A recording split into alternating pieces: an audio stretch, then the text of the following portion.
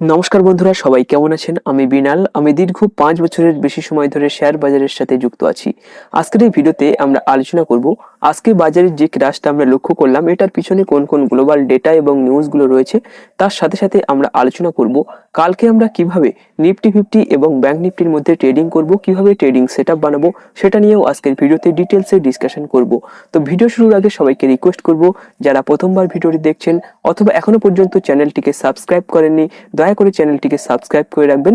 আপনি এই চ্যানেল থেকে ট্রেডিং সম্পর্কিত যাবতীয় তথ্য সম্পূর্ণ ফ্রিতে আপডেট পেয়ে যাবেন। তো আসুন দেরি না করে ভিডিওটি এবার আমরা শুরু করি। তো প্রথমে আমরা জেনে নেব যে কোন কোন কারণগুলোর জন্য বাজারে এত বড় ধরনের ক্র্যাশ হয়েছে, তারপর আমরা টেকনিক্যাল চার্টে নিফটি 50 ব্যাংক নিফটির মধ্যে কিভাবে ট্রেডিং করব সেটা নিয়ে ডিসকাশন করব। তো আসুন দেখে নিই কি বলছে। আজকে বৃহস্পতিবার 19শে ফেব্রুয়ারি 2026 ভারতীয় শেয়ার বাজারে একটি বড় ধরনের ধস নেমেছে। এখানে সেন্সেক্স প্রায় 1200 পয়েন্টের বেশি নিচে নেমেছে এবং এখানে নিফটির কথা যদি বলা যায় সেক্ষেত্রে 25,500 নিচে কিন্তু নিফটি এখানে পড়ে গিয়েছে। আর একদিনে বিনিয়োগকারীদের প্রায় 8 লক্ষ কোটি টাকা কিন্তু এখানে লোকসান হয়েছে। 8 লক্ষ কোটি টাকা কিন্তু এখানে মার্কেট থেকে ওয়াইপ আউট হয়ে গিয়েছে। তো আসুন দেখে নিই যে এখানে কোন কোন কারণগুলোর জন্য বাজারে এত বড় ধরনের ক্র্যাশ আমরা আজকে লক্ষ্য করতে পেরেছি। তো আজকের বাজার পতনের 5টি প্রধান কারণ এখানে উঠে আসছে। তো আসুন দেখে নিই ফার্স্ট পয়েন্ট আমাদেরকে কি বলছে। তো ফার্স্ট পয়েন্ট বলছে ভূ রাজনৈতিক উত্তেজনা, মার্কিন ইরান দ্বন্দ্ব। কি বলছে? বাজারের এই অস্থিরতার প্রধান কারণ হলো ইরান ও আমেরিকার মধ্যে সম্ভাব্য যুদ্ধ পরিস্থিতি।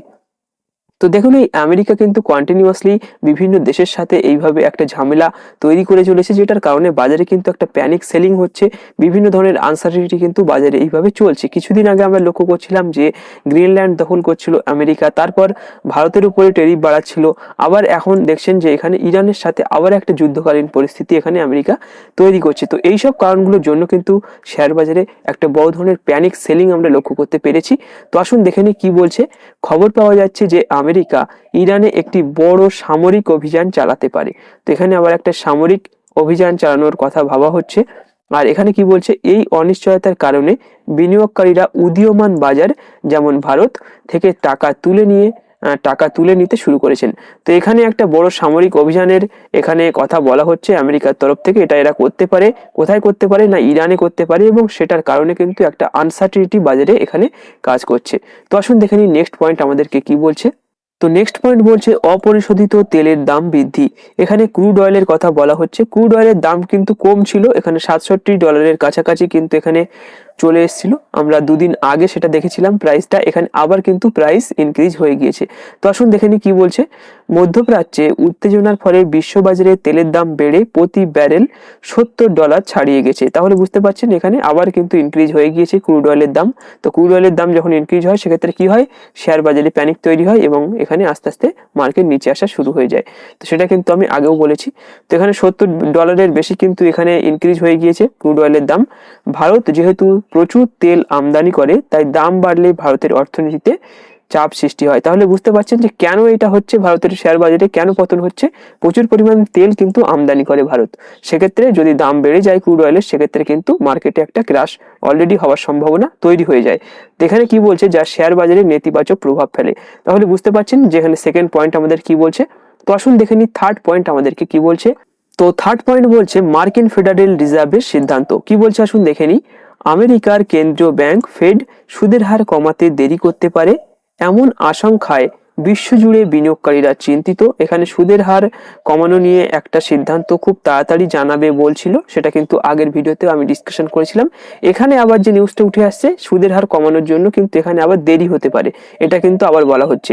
মার্কিন ডলার শক্তিশালী হওয়া এবং বন্ডের মুনাফা বাড়ার ফলে ভারতীয় বাজার থেকে বিদেশি বিনিয়োগকারী বেরিয়ে যাচ্ছে। তাহলে বুঝতে পারছেন যে এখানে কেন বেরিয়ে বিনিয়োগকারীরা, এখানে কিন্তু মার্কিন ডলার শক্তিশালী হচ্ছে এগেইনস্ট অফ আইএনআর। তো এখানে আইএনআর এর ভ্যালু যত উইক হবে এগেইনস্ট অফ ইউএস ডলার, সেক্ষেত্রে কি হবে যে ইনফ্লেশনটা বাড়বে, আর ইনফ্লেশন বাড়লে কিন্তু বিদেশি বিনিয়োগকারী যারা আছে, যারা আমাদের দেশে ইনভেস্ট করে, সেক্ষেত্রে কিন্তু ইনফ্লেশনের কারণে তাদের পয়সার মূল্য, তাদের টাকার মূল্য কমে যাবে এবং কমে যাওয়ার কারণে কিন্তু তাদের লস হয়ে যাবে। সেই জন্য তারা কিন্তু আমাদের বাজার থেকে উইথড্র করছে। তো এটাই হচ্ছে মেন কারণ। তো আসুন দেখে নিই নেক্সট পয়েন্ট আমাদেরকে কি বলছে। তো নেক্সট পয়েন্ট বলছে প্রফিট বুকিং বা লাভ তুলে নেওয়া। আসুন দেখি কি বলছে। গত কয়েকদিন বাজার ঊর্ধ্বমুখী ছিল, আমরা কন্টিনিউয়াসলি মার্কেটকে উপরে যেতে দেখেছি। লাস্ট 3-4 দিন ধরে কিন্তু বাজার উপরের দিকে যাচ্ছে। তো বাজেট এবং তৃতীয় ত্রৈমাসিক ফলাফল ঘোষণার পর নতুন কোনো বড় খবর না থাকায় অনেক বড় বিনিয়োগকারী তাদের অর্জিত লাভ তুলে নেওয়ার সিদ্ধান্ত নিয়েছেন। বিশেষ করে অটোমোবাইল, রিয়েল এস্টেট এবং ব্যাংকিং সেক্টরে বেশি বিক্রি দেখা গেছে। তো আপনি যদি ভালোভাবে খেয়াল করেন সেক্ষেত্রে আপনি দেখতে পাবেন যে এই ব্যাংকিং সেক্টরে এবং অটোমোবাইল সেক্টরে ভালো ধরনের মুভ কিন্তু আমরা লাস্ট উইকে লক্ষ্য করতে পেরেছি। এখানে অনেক ভালো ধরনের প্রফিট কিন্তু অনেকের হয়ে গিয়েছে। তারা এখান থেকে কিন্তু একটা সেফ এক্সিট করার চেষ্টা করছে। আর বাজারে অনেক ধরনের খারাপ খবর এই মুহূর্তে চলছে, তো এগুলোর কারণে বাজারে যদি ক্র্যাশ চলে আসে সেক্ষেত্রে কিন্তু তাদের লস হয়ে যাবে। সেই জন্য তারা কিন্তু এখানে একটা সেফ এক্সিট করে নিচ্ছে। তো আসুন দেখে নিই নেক্সট পয়েন্ট আমাদেরকে কি বলছে। তো নেক্সট পয়েন্ট বলছে টেকনিক্যাল কারণ এবং ব্যাংকিং ছুটি। আসুন দেখে নিই কি বলছে। আজ ব্যাংকিং ছুটির কারণে বাজারের লেনদেনের পরিমাণ কিছুটা কম ছিল। এখানে আজকে লিকুইডিটি মার্কেটে খুবই কম ছিল। তো এখানে কি বলছে, নিফটি যখন 25,700 এর মতো গুরুত্বপূর্ণ সাপোর্ট স্তর ভেঙে নিচে নেমে যায় তখন আতঙ্কিত হয়ে অনেক বিনিয়োগকারী শেয়ার বিক্রি করতে শুরু করেন, যা পতনকে আরো ত্বরান্বিত করেছে। তো এখানে কি হয়েছে, আজকে যখন বাজারে এই যে লেভেলটা ছিল 25,700 যে লেভেলটা ছিল, এটা কিন্তু খুবই ইম্পর্টেন্ট একটা সাপোর্ট লেভেল ছিল নিফটির জন্য। আর এটাকে যখন ব্রেকডাউন করে দিয়েছে তখন কিন্তু অনেক বিনিয়োগকারী তাদের শেয়ার আবার আরো বিক্রি করা বাড়িয়ে দিয়েছে। মানে মার্কেট যদি আরো নিচে নেমে যায় সেক্ষেত্রে তাদের আরো লস হয়ে যেতে পারে, বেশি লস হয়ে যেতে পারে। সেই জন্য তারা কিন্তু বিক্রি করে এখান থেকে এক্সিট নিয়ে নিয়েছে, আর সেটার কারণে মার্কেট কিন্তু আরো বেশি শার্প ফল করে গিয়েছে। তো আসুন দেখে নিই নেক্সট পয়েন্ট আমাদেরকে কি বলছে। তো বাজারের বর্তমান অবস্থা এবং জয়ী পরাজিত এখানে কিছু কোম্পানি নিয়ে আমরা একটু দেখে নেব। তো সবচেয়ে বেশি পতন হয়েছে Trent, M&M, Mahindra and Mahindra, IndiGo, BEL, UltraTech cement. এদের ভিতরে কিন্তু সবচাইতে বেশি আমরা ডাউনফল লক্ষ্য করতে পেরেছি। সামান্য বৃদ্ধি হয়েছে ইনফোসিস, TCS।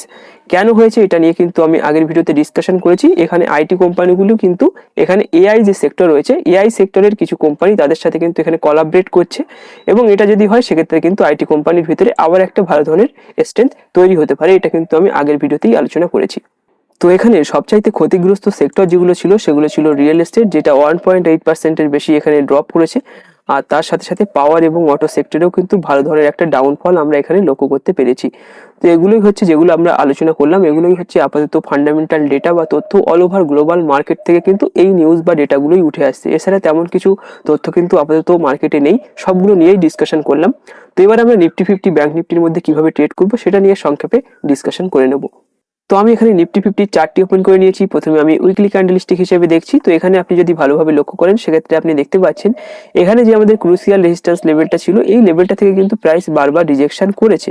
দেখুন এখান থেকে যখন একটা বড় ধরনের ক্যান্ডেলস্টিক এখানে মেরেছিল, মানে একে দিনে 1,500 পয়েন্টের উপরে কিন্তু মার্কেট উপরে গিয়েছিল, তো ঠিক এই লেভেলটা থেকেই কিন্তু প্রাইস রিজেকশন হয়েছে এবং আবার এখান থেকে প্রাইস রিজেকশন হওয়া শুরু হয়েছে। উইকলি ক্যান্ডেলস্টিক হিসাবে কিন্তু এখানে একটা বিয়ারিশনেস লক্ষ্য করা যাচ্ছে। তো ডেইলি ক্যান্ডেলস্টিক একবার সিলেক্ট করে দেখে নেবো যে এখানে কি অবস্থা রয়েছে নিফটির। তো ডেইলি ক্যান্ডেলস্টিক হিসাবে যদি আপনি লক্ষ্য করেন সেক্ষেত্রে আপনি এখানে দেখতে পাচ্ছেন খুব বড় ধরনের একটা বিয়ারিশ ক্যান্ডেলস্টিক কিন্তু এখানে তৈরি হয়েছে। এর ভিতরে কিন্তু ভালো ধরনের স্ট্রেংথ লক্ষ্য করা যাচ্ছে। তো আসুন দেখে নিই যে কিভাবে ট্রেড করবো সেটাই একবার সংক্ষেপে আলোচনা করে নিই। তো প্রথমে 15 মিনিটের ক্যান্ডেলস্টিক হিসাবে নিফটির চার্টটি এখানে আমরা ওপেন করে নেব। তো এখানে আমি 15 মিনিটের ক্যান্ডেলস্টিক হিসাবে নিফটির চার্টটি ওপেন করে নিয়েছি। তো দেখুন এখান থেকে আজকে কিন্তু খুব বড় ধরনের শার্প ফল কিন্তু আজকে হয়েছে মার্কেটে। এটা হয়েছে এখানে বিভিন্ন ধরনের ফান্ডামেন্টাল বা যে নিউজ ডেটাগুলো নিয়ে আমরা ডিসকাশন করলাম সেটার কারণেই কিন্তু এখানে বড় ধরনের প্যানিক সেলিং লক্ষ্য করা গিয়েছে। আর মার্কেটে আজকে লিকুইডিটিও কিন্তু ভালো ছিল না। তো এখানে যদি লক্ষ্য করা যায় কিভাবে ট্রেড আমরা করব, সেক্ষেত্রে দেখুন যে লেভেলটায় মার্কেট চলছে এখানে কিন্তু কোনো ধরনের সাপোর্ট লেভেল নেই। সাপোর্ট লেভেল কিন্তু এখানে আছে, সাপোর্টটা আছে 25,330-এর কাছাকাছি কিন্তু এখানে সাপোর্ট লেভেল রয়েছে। তাহলে কিভাবে আমরা ট্রেড করবো, দেখুন বাজার যে লেভেলটা চলছে এই লেভেলটা থেকে যদি কোনোভাবে একটু উপরের দিকে যায় এবং এখানে 25,500 যে লেভেলটা রয়েছে এটা কিন্তু ক্রুশিয়াল একটা সাপোর্ট লেভেল ছিল, যেহেতু এটাকে ব্রেকডাউন করে দিয়েছে তো এই মুহূর্তে কিন্তু এই লেভেলটা একটা ক্রুশিয়াল রেজিস্ট্যান্স লেভেল। তো এই লেভেলটায় যদি বাজার আবার যায় এবং এখানে যদি কোনো নেগেটিভ কনফার্মেশন আমরা পাই সেক্ষেত্রে কিন্তু আমরা এই লেভেলটা থেকে শর্ট করব এবং আমাদের টার্গেট হবে এখানে 25,329-এর কাছাকাছি। তো এটা হবে আমাদের ফার্স্ট টার্গেট। আদারওয়াইজ বাজার যে লেভেলটায় চলছে ওই লেভেলটা থেকে যদি নিচে আসে এবং আমাদের এইখানে যে লেভেলটা রয়েছে, লেভেলটা হচ্ছে 25,329। তো 25,300 নিচে যদি মার্কেট একবার চলে আসতে পারে সেক্ষেত্রে কিন্তু এখানে শার্প ফল হতে পারে এবং আমরা এই লেভেলটায় কিন্তু চলে আসতে পারি।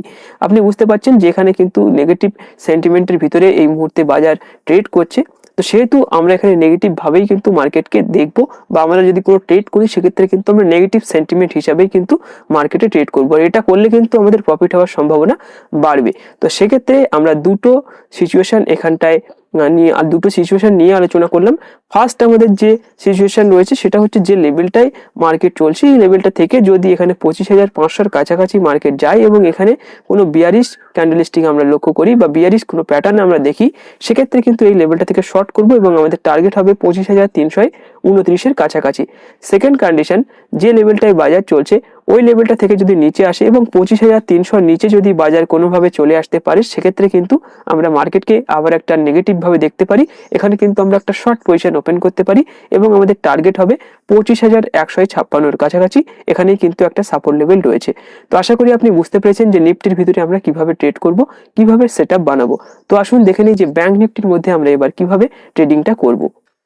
তো আমি এখানে ব্যাংক নিফটির চার্টটি ওপেন করে নিয়েছি। ব্যাংক নিফটির ভিতরেও কিন্তু একটা বড় ধরনের ক্র্যাশ আজকে হয়েছে। ডেইলি ক্যান্ডেলস্টিক হিসেবে যদি দেখা যায় সেক্ষেত্রে কিন্তু এখানে আপনি দেখতে পাচ্ছেন খুব বড় ধরনের একটা বিয়ারিশ ক্যান্ডেলস্টিক এখানে মেরে দিয়েছে এবং এটা কিন্তু 800 পয়েন্টের বেশি কিন্তু এখানে নেগেটিভ করে দিয়েছে ব্যাংক নিফটিকে। 1.32% কাছাকাছি কিন্তু এখানে ডাউনে চলে এসছে। তো আসুন দেখে নিই যে কিভাবে ট্রেডিং করব। তো প্রথমে 15 মিনিটের ক্যান্ডেলস্টিক হিসাবে ব্যাংক নিফটির চার্টটিকে ওপেন করে নেব। তো এখানেও কিন্তু খুব বড় ধরনের বিয়ারিশ মোমেন্টাম এখনো রয়েছে ব্যাংক নিফটির মধ্যে। তো কিভাবে ট্রেড করব আসুন একবার দেখে নিই। তো এখানে যে লেভেলটায় বাজার চলছে এই লেভেলটা থেকে যদি বাজার উপরে আসে সেক্ষেত্রে এখানে আমাদের সাপোর্ট লেভেল ছিল 60,875 কাছাকাছি। তো এটি এই মুহূর্তে রেজিস্ট্যান্স হিসেবে অ্যাক্ট করবে যদি এর কাছাকাছি আবার যায়। সেক্ষেত্রে এখানে যদি কোনো ধরনের নেগেটিভ কনফার্মেশন আমরা দেখি সেক্ষেত্রে কিন্তু আমরা এই লেভেলটা থেকে শর্ট করব এবং আমাদের ফার্স্ট টার্গেট হবে এখানে 60,400 কাছাকাছি। আদারওয়াইজ বাজার যে লেভেলটায় চলছে ওই লেভেলটা থেকে যদি 60,400 যে লেভেলটা রয়েছে 60,400 নিচে যদি বাজার কোনোভাবে চলে আসতে পারে সেক্ষেত্রে কিন্তু আমরা এখানে আবার মার্কেটকে শর্ট করব। এখানে কিন্তু মার্কেটের ভিতরে একটা নেগেটিভ মোমেন্টাম চলে আসবে। এই লেভেলটাকে যদি ব্রেকডাউন করে দেয় সেক্ষেত্রে কিন্তু খুব সহজেই এই লেভেলটার কাছাকাছি বাজার চলে আসতে পারে, মানে 60,000-এর কাছাকাছি কিন্তু বাজার অনায়াসেই চলে আসতে পারে। তো এই দুটো কন্ডিশনে আমরা ট্রেড করব। তো আমি আরো একবার ক্লিয়ার করে দিচ্ছি আপনাদেরকে, যে লেভেলটায় বাজার চলছে এই লেভেলটা থেকে যদি 60,875-এর কাছাকাছি আসে এবং এখানে কোনো ধরনের নেগেটিভ কনফার্মেশন আমরা পাই সেক্ষেত্রে আমরা শর্ট করব। আমাদের টার্গেট হবে 60,400 এবং যদি যে লেভেলটায় চলছে ওই লেভেলটা থেকে 60,400 লেভেলটাকে ব্রেকডাউন করে সেক্ষেত্রেও আমরা শর্ট করব এবং আমাদের টার্গেট হবে 60,000। তাহলে আপনি বুঝতে পেরেছেন যে ব্যাংক নিফটির মধ্যে আমরা কিভাবে ট্রেডিংটা করব। তো নিফটির মধ্যে কিভাবে ট্রেডিং করব, ব্যাংক নিফটির মধ্যে কিভাবে ট্রেডিং করব, অল ওভার মার্কেটে কি ডেটা রয়েছে, কি সেন্টিমেন্ট রয়েছে মার্কেটে, সবকিছু আজকের ভিডিওতে ডিটেলসে ডিসকাশন করলাম। তো আজকের এই ভিডিওটি এখানেই শেষ করব। ভিডিওটি ভালো লাগলে অবশ্যই ভিডিওটিকে লাইক করবেন, বন্ধুদের সাথে শেয়ার করবেন এবং আপনি যদি আমাদের ইউটিউব চ্যানেলে প্রথমবার ভিজিট করেন সেক্ষেত্রে অবশ্যই চ্যানেলটিকে সাবস্ক্রাইব করে পাশে থাকবেন। ধন্যবাদ।